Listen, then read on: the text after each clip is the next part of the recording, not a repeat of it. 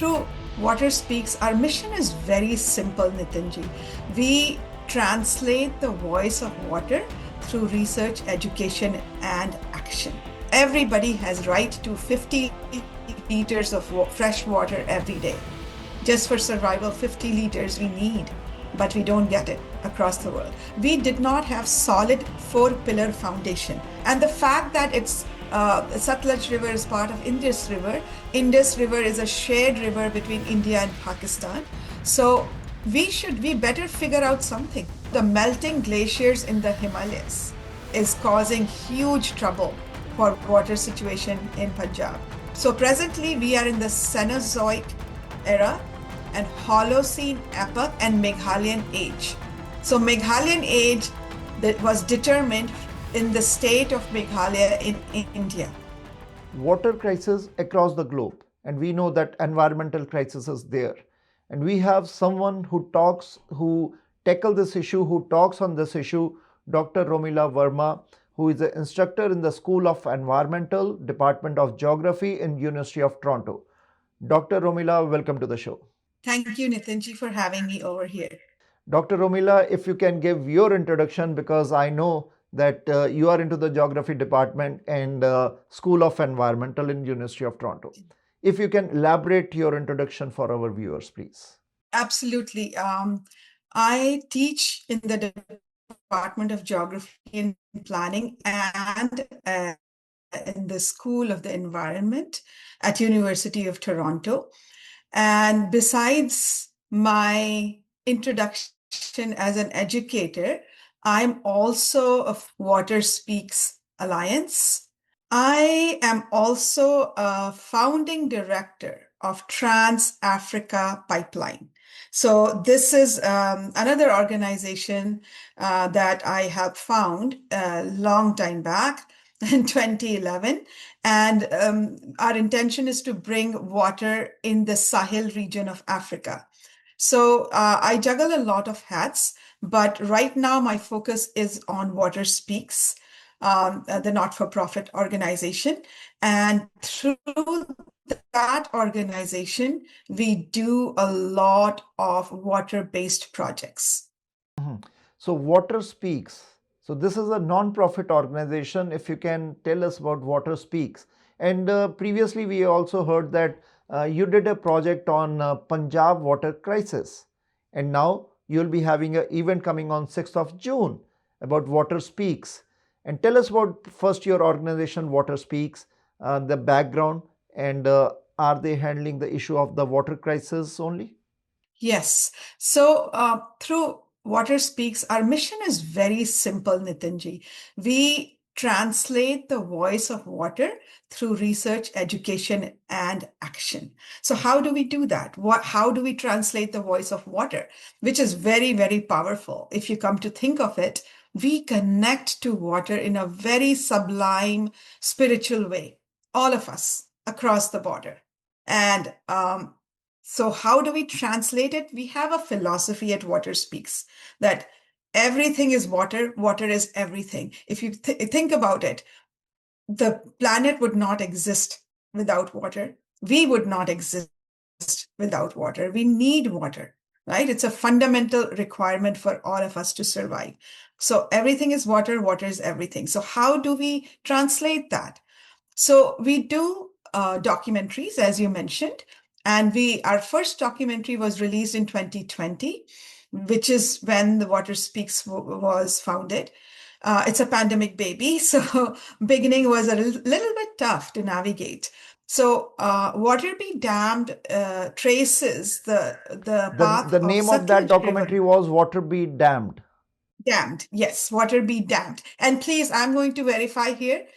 DAMMED. No swear words were used to make this documentary. So it's Water Be Damned. So how did we do that?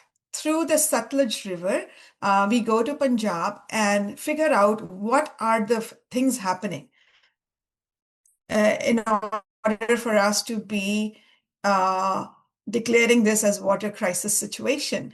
And as you know, Punjab is the ground zero of agriculture, green revolution, right? Very hardworking people. But because we did not have, from the policy framework point of view, we did not have solid four-pillar foundation. So how do we integrate these four-pillar foundations? So I'll just elaborate a little bit on this. So the first pillar is based on science and technology. Second is based on water sectors. How do we use water? Water as economic good, right? We use water in agriculture, industry, for drinking, municipal water. So many different sectors are competing for water. How do we finance it? It's a very expensive sector, I must tell you that. So how do we finance it? Public versus private tug of war.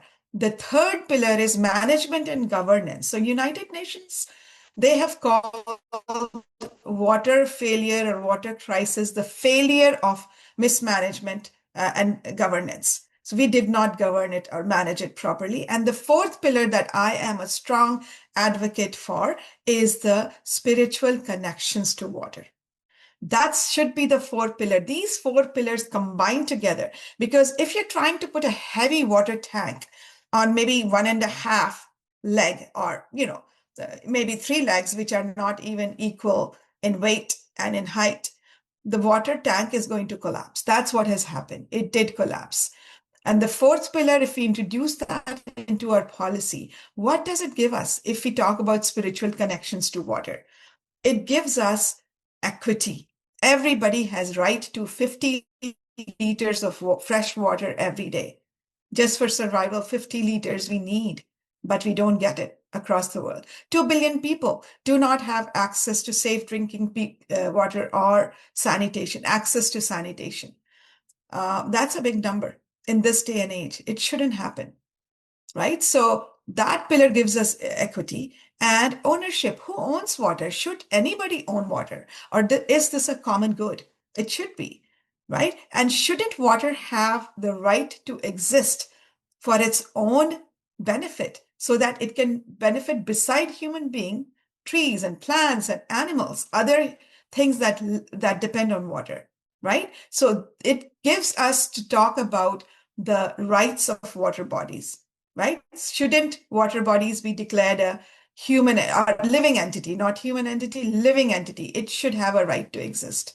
So these important points were covered in the documentary, and it's available on YouTube, and I'll share the link with you, and I would encourage people to go and watch it, make it popular so that more people, more policymakers, and people who are in charge will try and implement proper policy and laws to govern water. So that was Water Be Damned. So this is what we do Okay. through, So, and so besides other things that I yeah. will So, elaborate. so Dr. Romila, so water be damned, that was about the Punjab water crisis.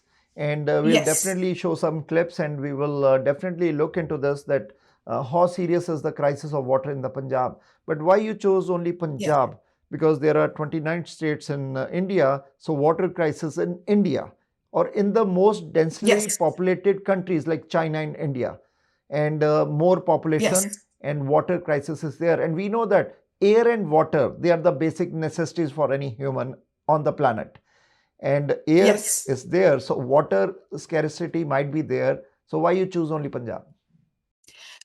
Because of its strategic value to Indian agriculture, right? Punjab's agriculture status is pretty high in India. So if the agriculture, so I have correlated availability of water with agriculture productivity, right? So if the agriculture productivity is compromised, entire India will be in serious trouble.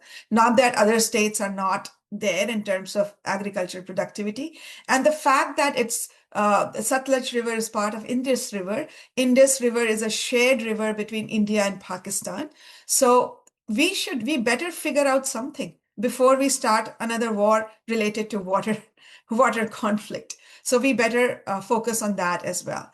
And also the melting glaciers in the Himalayas is causing huge trouble for water situation in Punjab. So all the annual river that flows throughout the year are now becoming, a lot of them are, especially the Ghaggar, is becoming seasonal river. So these are some of the things that we noticed um, uh, that we should kind of focus on.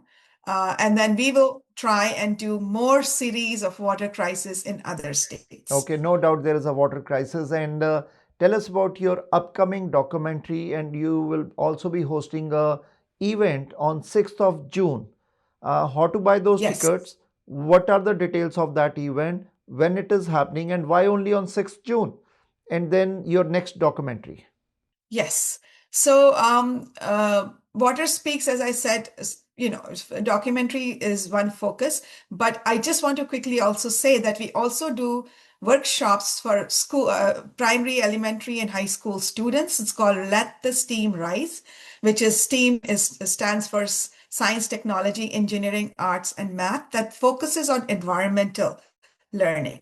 We also do blogs by university students. So they will post blogs based on their research. So it's very well researched. And we have an excellent editorial team that will work on that. We also host a lot of events. So coming to that, events, right? It's coming on 6th of June. We do World Water Days, we do harmonizing wellness and sustainability events. So on 6th of June, the reason we chose 6th of June, it was a good way to start off end of spring, beginning of summer, and the availability was there in the Hilton Hotel in Mississauga. So that's where we are hosting it.